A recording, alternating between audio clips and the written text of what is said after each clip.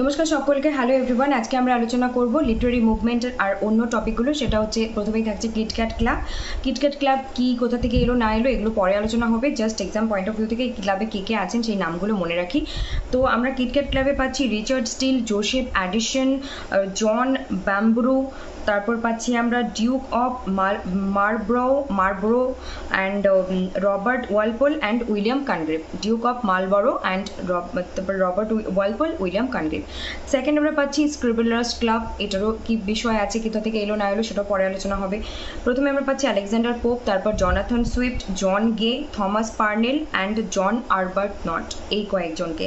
এগুলো থেকে প্রশ্ন আসতে পারে যে এনাদের নাম দেওয়া হলো, তিনজনকে দিয়ে আরেকজন অন্য একটা দিয়ে বলা হলো কোনটা এই গ্রুপে হয় বা নয়, এইভাবে আসার সম্ভাবনাটা বেশি থাকে, কিন্তু মনে রাখতে হবে, গুলিয়ে যেন না যায়।